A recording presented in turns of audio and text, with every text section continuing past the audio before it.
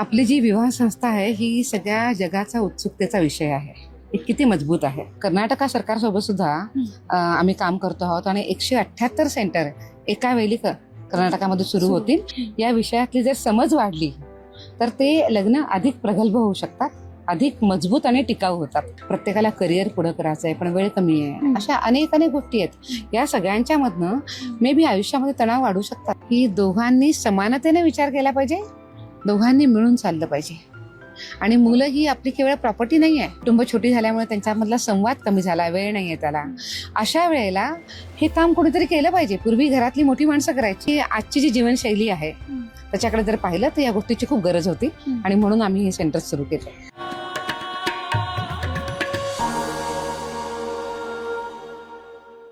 नमस्कार, मी भाग्यश्री बखरलेमध्ये आपल्या सगळ्यांचं स्वागत. राष्ट्रीय महिला आयोगाच्या वतीनं तेरे मेरे सपने हा कार्यक्रम राज्यभर राबवला जातोय आणि याच कार्यक्रमाअंतर्गत पुण्यातलं दुसरं केंद्र समुपदेशन, विवाहपूर्व समुपदेशन केंद्राचं उद्घाटन राष्ट्रीय महिला आयोगाच्या अध्यक्षा विजयताई राटकर यांच्या हस्ते नुकतंच झालंय. ते तुमचं भाषणही नुकतंच झालंय आणि पुण्यामध्ये हे दुसऱ्या केंद्राचं तुम्ही उद्घाटन करताय. एकूणच हा जो कार्यक्रम आहे हा कार्यक्रम खूप स्तुत्य आणि खूप चांगला रिस्पॉन्स मिळतोय. पुण्यातल्या या दुसऱ्या उद्घाटनाच्या पार्श्वभूमीवर काय सांगा? आपली जी विवाह संस्था आहे ही सगळ्या जगाचा उत्सुकतेचा विषय आहे. ही किती मजबूत आहे. पण विवाह जो आहे तो नेहमी उत्तम नात्यांवर आधारलेला असतो, जिथं एकमेकांच्या बद्दल अपार विश्वास आहे, समर्पण आहे, त्याग पण आहे, प्रेम पण आहे आणि त्याच्यासोबतच महत्त्वाची गोष्ट म्हणजे आदर आहे. ह्या मूल्यांवर सुद्धा आपल्या तरुण पिढीशी बोलण्याची खूप गरज आहे.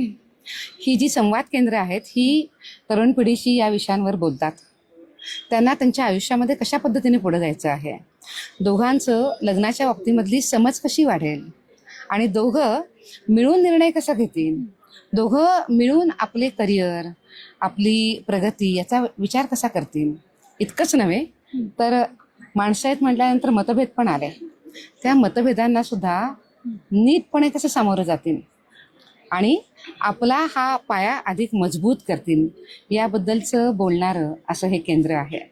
मला विश्वास आहे की जेव्हा आपण या पद्धतीने बोलायला लागू तेव्हा हा पाया अधिक मजबूत होईल. बघ ना, आपण जेव्हा लग्न ठरतं तेव्हा त्या लग्नामध्ये आपण काय काय विचार करतो.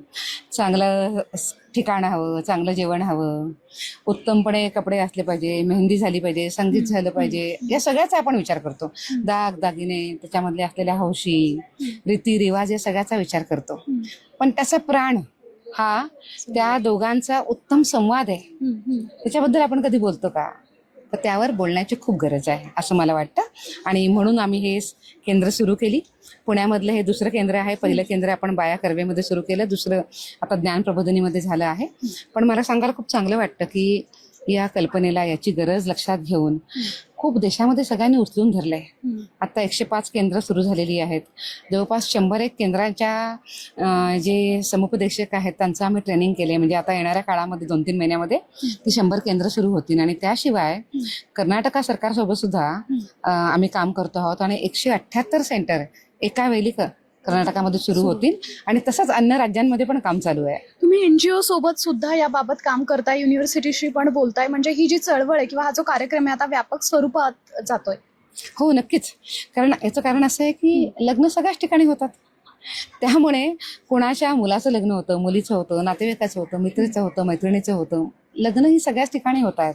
अशा वेळेला एकंदरीतच समाजाची या विषयातली जर समज वाढली तर ते लग्न अधिक प्रगल्भ होऊ शकतात, अधिक मजबूत आणि टिकाऊ होतात.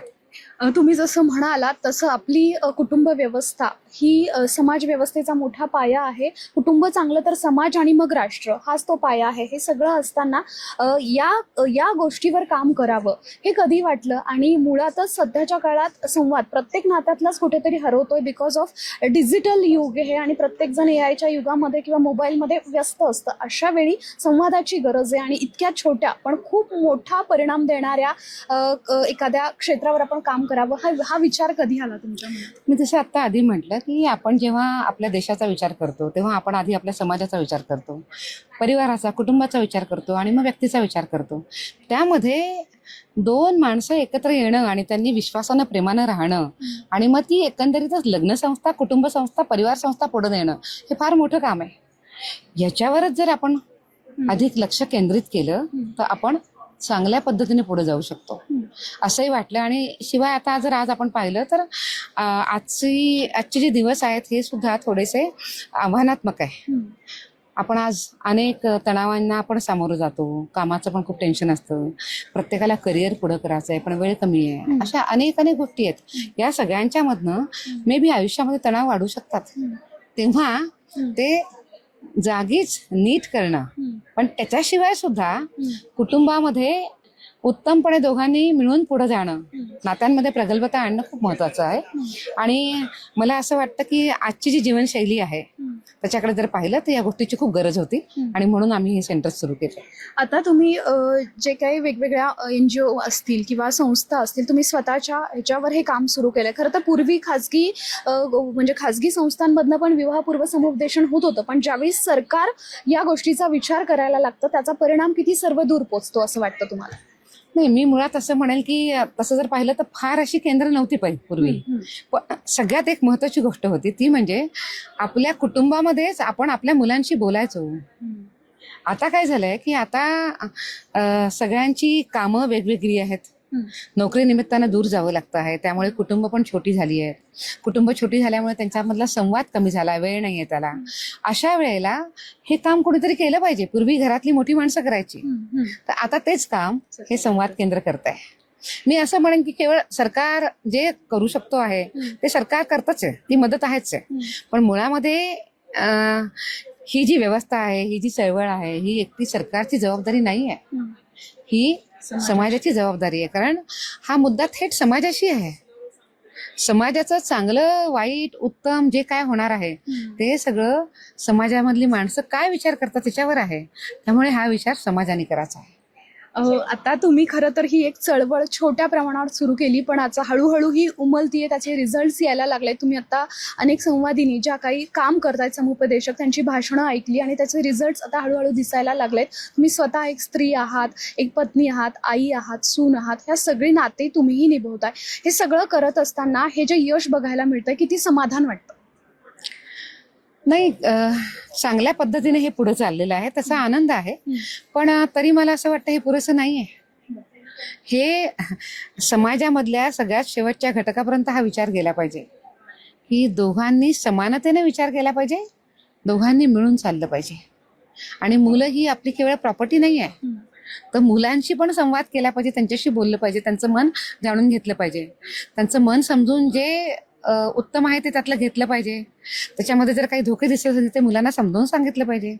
त्याच्यामुळे हे आता जेवढं होतं तेवढं चांगलं आहे, पण अजून खूप मोठा टप्पा गाठायचा आहे.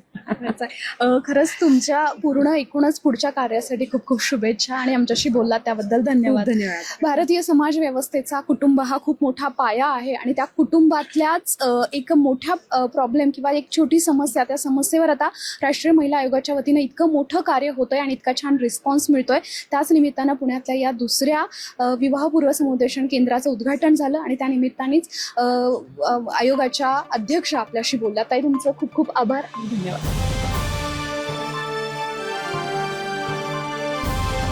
समाजकारण, प्रशासन आणि राजकारणातल्या अचूक विश्लेषणासाठी बखर लाईव्हच्या सोशल मीडिया प्लॅटफॉर्म्सना लाईक, फॉलो आणि सबस्क्राईब करा.